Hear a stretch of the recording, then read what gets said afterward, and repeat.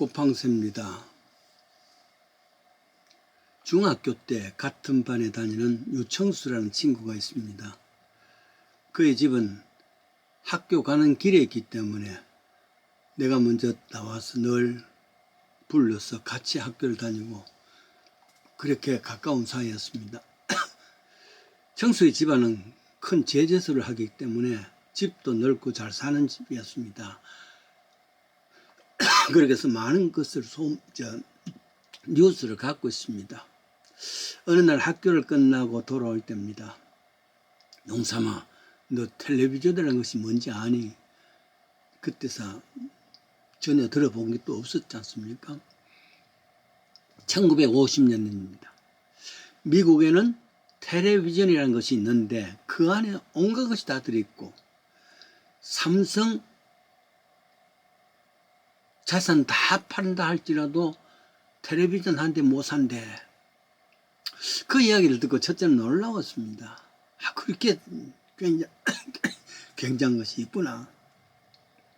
그리고 둘째는 그 사실을 믿었습니다. 그대로 말이죠.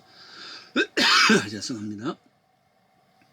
그때만 해도 대구에서 제일 큰 장사하는 사람은 삼성입니다. 제일 모직 이런 게 말이죠. 근데 그 모든 것을 다 팔아도 못 산다니까 텔레비전은 어떤 것인가 호기심이 있었습니다. 모르면 약이죠. 그 후에 1956년대에 한국에서는 TV가 처음 나오고 그거는 개인이 가질 수 있는 것이 아니라 서울을 중심으로 해서 공공장소에 설치해주고 많은 사람들이 한꺼번에 모여서 구경하고 하는 그런 때가 있었습니다. 그래서 차츰 지방에까지 보급되죠. 61년도 5.16 혁명이 났습니다. 군사정권에서는 자기들이 PR 하겠어. PR이 뭔지 아시죠? 피나게 자기 소개하는 겁니다.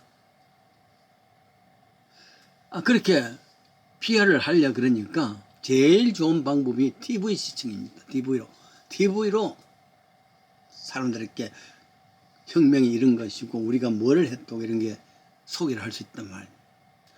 아주 피가 나게 알리기 위해서 PR이라 그랬듯이 TV가 있으면 PR이 잘 되겠다. 그렇게 생각했습니다.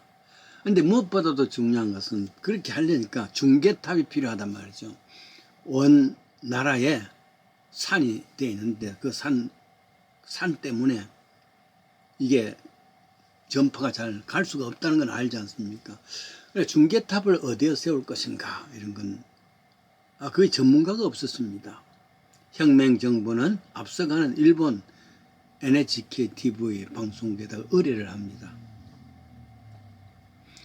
드디어 일본 대표단이 김포에 도착해서 반도 호텔에 묵게 됩니다. 혁명정부에는 이 거대한 일을 하기 때문에 수십 명의 사람이 올 것이고 장비 또한 매출액이 될 것이라 그래 생각했습니다. 왜냐하면 중계탑이 어디서 올 것인가 하면 전국을 다 돌아다니까 말이에요. 그런데 공항에 도착한 사람은 겨우 7명에다가 장비도 뭐 가져온 것이 별로 없고 수케이스에 몇 개 가져온 게 전부였습니다. 이 거대한 프로젝트를 하는데 이것 가지고 될까 의아해했습니다. 결국 일본 대표단과 또 한국 대표단이 반도 호텔에서 만났습니다. 이때 일본 대표단이 가져오는 지도가 하나 있습니다. 그 지도를 보이면서 이미 거기에 중계탑 어디에 있다는 것을 다 설명을 합니다. 어디 하자. 조사도 하냐고. 한국에 산이 많은데 그 산길 한번 가보지 않냐고 말이죠. 떡 하니 그 답을 갖고 왔습니다. 알고 보니까 그게 뭐냐면은 조선시대 때 사용했던 봉화대였습니다. 봉화대. 가령 나라에 변란이 일어났다. 큰 사변이 났다. 역병이 돈다. 이럴 땐 연기를 해서 통신수단으로 했던 것이 봉화대 아니겠습니까? 한국은 삼국시대부터 사용했다. 그리고 조선시대 때는 한양에서 5장소를 중심으로 해서 지방으로 첫째는 한양에서 동북방향에 저 함경도 경흥까지, 둘째는 한양에서 부산까지, 셋째는 한양에서 저 남쪽 전라도까지, 그리고 또는 서쪽에서 서북으로 해서 평양, 강계까지 그렇게 했고, 나머지 5번째는 제주도에 있었다 그럽니다. 그런 봉화대 설치된 곳, 그곳을 이미 다 점 찍고 여기에 중계탑을 세우면 된다 갖고 왔단 말이죠. 그래요. 선조들은 이미 봉화대를 통해서 나중에 있을 TV 중계탑을 다 이미 다 약속이 되어진 것일 말이죠. 고인들의 참 옛날 사람들의 지혜란 말입니다. 조상들은 이미 최상의 장소에 무엇을 해야 된다는 것을 알고 시작을 했는 것이죠. 지금 서울 탑도 옛날 봉화대 탑이랍니다. 그리고 부산에 있는 봉화대도 임진왜란 때 제일 먼저 봉화불을 세웠던 곳인데 지금은 KBS 방송실이 있다 그러죠. 1980년대 들어서 칼라 TV가 나오고 이래 인해서 금성, 삼성, TV는 온 세상에 수출하는 여자 상품이 됐지 않습니까? 이병철 씨의 삼성의 전체를 재산을 팔아도 한 대도 못 산다는 것이 지금은 세계에 가득하다 말이죠. 더욱 나아가서 어떤 문제가 난관에 부딪혔을 때 현재만 생각하지 말고 오래전에 조상들은 무엇을 생각했는가, 그것을 생각하는 것이 고전을 읽는 것입니다. 가령 이런 이야기도 있습니다. 한강철교는 1950년대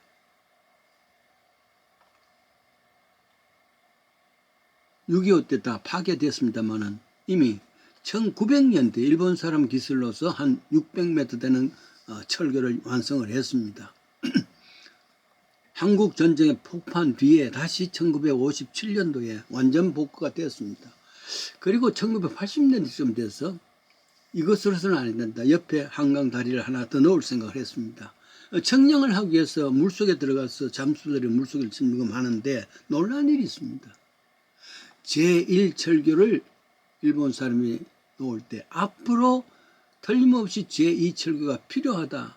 그래서 처음부터 1철교를 하면서 장소를 이미 시멘트로 다 만들어 놨단 말이에요. 그래서 별로 힘들이지 않냐고 장소를 그쪽하고 그게 제2철교를 세웠다는 그런 이야기를 들었습니다. 무슨 이야기입니까? 고전의 사람들, 이미 오래전의 사람들은 생각을 하면서 모든 것이 준비된 것인데 오늘날 너무 현대의 것으로서만 생각하면은 그만큼 더 어려울 수도 있다. 그런 말입니다. 현대는 빠르게 변합니다. 그 변하는 것을 내 것으로 잡기 위해서 몸부림치고 있지만은 그러나 그보다도 현대 모든 기술, 그 현대 모든 의학만이 아니라 조상들이 어떻게 살았던가, 조상들이 무슨 생각했던가, 과거를 생각하는 것, 그게 고전을 읽는 의미입니다. 고전, 옛날 사람들이 읽었던 책들, 만들었던 책들, 그 고전은 지금 우리에게 절망하고 어려운 상황 속에 그랬을 때 이미 옛날 사람들 생각한 것들이 있단 말이죠. 중국 사람들 가운데 사서 삼경 고전입니다. 꼬리타분의 이야기들입니다. 그럼에도 불구하고 지금도 그것을 통해서 우리에게 해결할 길이 얼마나 많은데 말이죠. 그래서인지 신학교를 다니던 어떤 교수님이 성경 다음에 내가 좋아하는 것은 공자님의 논어다. 이 이야기를 듣고 그 꼬리타분한 논어를 가지고 무엇이 그게냐. 그러나 그 속에 삶의 지혜가 있죠. 옛날 사람들의 지혜가 지금 우리가 사용할 수 있는 것이란 말이죠. 유명한 이야기가 있습니다.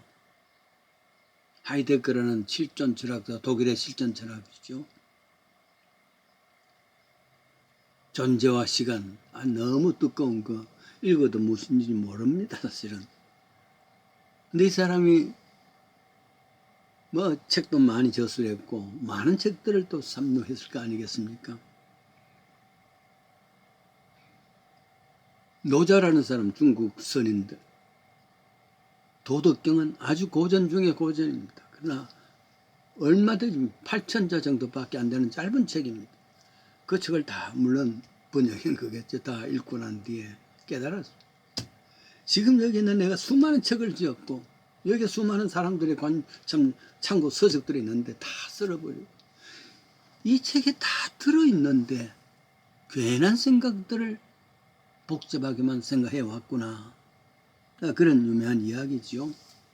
고전 속에 옛날 사람들의 생각 속에 답이 있다는 것도 생각하면서 가장 고전 중에 하나가 성경입니다. 구약 성경은 3,000년 전의 이야기고 신약 성경은 2,000년 전의 이야기입니다. 하나님께서 우리에게 주신 고전 중에 고전이 바로 성경 말씀입니다.